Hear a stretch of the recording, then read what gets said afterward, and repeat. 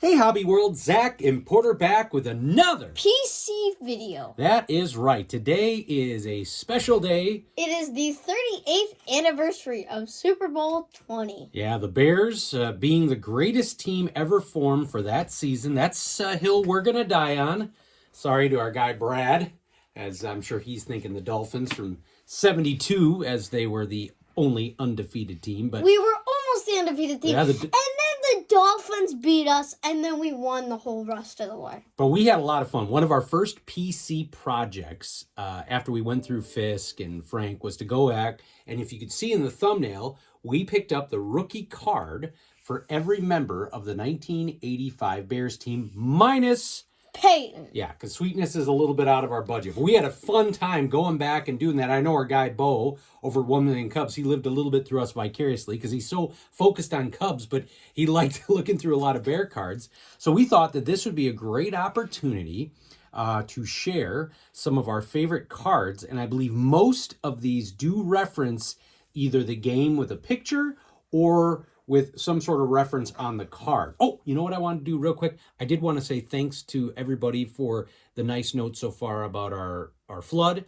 And we're continuing to work through that. But I really do appreciate everybody kind of checking in on that. And I have another thing to add to the frame. We do have Emery Moorhead's rookie, but that isn't the rookie because his rookie is actually with the Giants. So we put on his Bears rookie. Yeah, that's right. And you made the field and all that stuff. Yeah. So which cards are we going to start with here? 3 Super Bowl cards. Here's the one from 89 Pro Set. And then 2 from 90 Pro Set. And I don't know if it's just the Bear fan in me. I think that the double X and the way that they have that is just a cool logo. I know, yeah. And our guy Cooter, when I was down in Oklahoma, he gave me the program with a Dan Hampton auto in there. So that was really cool. So this is obviously not a card from the game, but it's got a... It's a reference to the game. Yep, we got the stamp on there. Here's another Singletary, a Upper Deck Century Legends about the Super Bowl. And it's kind of got it cut off, I think. Like, it's upside down. Very cool. Very cool. I like how you said that. Here's a Team Tributes 1985. I picked this out because it's the 85 season. Punky QB, Samurai Mike, Sackman, and the Fence. Yeah, and for those of you that don't know, Richard Dent was actually the MVP of that Super Bowl. Yes. Which isn't common for a defensive player. And he was long awaiting his entry into the Hall of Fame. And we are hoping, our fingers crossed, and we'll show some Mongo cards that in just a few weeks, we'll get 3 Bears into the Hall of Fame. McMichael, Hester, and Peppers. So here's obviously a card from the day.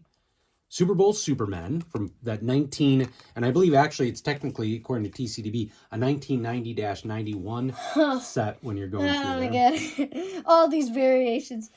Buddy Ryan. Yeah, so there are no cards from his coaching days with the Bears. Obviously, they didn't have assistant coach cards, but that was when he left to go to be the head coach of the Philadelphia Eagles. So we put that in there. Here's actually a picture from the game. Super Bowl moment. The fridge scores a touchdown. Yeah, which is a little bittersweet when you see that because obviously one of the big stories coming out of that game was that Peyton didn't score and Perry did, and you know, they just didn't know. They didn't know the time was going to run out, but hindsight is always 20/20. Yeah. Here's another Perry card. Super Bowl Memories by Walter 100 SS. I think that's Walter Luce. Oh. And I think... Walter Loss. I forget how you pronounce the last name, but he's a photographer. He was really known for baseball photography. In fact, Upper Deck did quite a few sets in the 90s of his pictures. So that's probably what that is. I probably butchered his last name, but that's definitely what that is. Here is a well, this was the Super Bowl card. This is the Super Bowl card from 86. And I think it was card 1 in the set. 5. Excuse me, no, the Record Breakers and then this, and then they had the Bears as the first team in that set because they had won the Super Bowl. Here are 2 Walter Paytons, one from Upper Deck and the other from Upper Deck. Yep, you can see the one on the right definitely, and it's apropos that he's being swarmed because if you look at highlights, I mean, they just keyed in on Peyton the whole game. Yeah. And that's why I was like everyone else was open. And so, yeah. Because they knew that Peyton is like super good. So a couple McMichael cards, tribute to him as he is dealing with some very serious health challenges, and we're hoping that he gets the Hall of Fame nod in just a few weeks. Fingers crossed. Yep. Here's another one. That's 87. And this is 88. Yeah, he was a beast. And then the coach. Yeah. With the Ditka sweater that I own one. And we were talking about that because Porter wore his Bears shirt to school today. Yeah, it actually commemorates the way it says like Bears versus Patriots, and then it shows the old helmets on the logos. And it says Super Bowl XX, Louisiana Superdome, New Orleans, January 26, 1986. And then this last one I wanted to show because it has the kicker from the losing team of the Super Bowl, Tony Franklin and Kevin Butler, 86 scoring leaders. Yeah, we have a soft spot for the special team, so it was ironic that those were the leaders in the 87 set.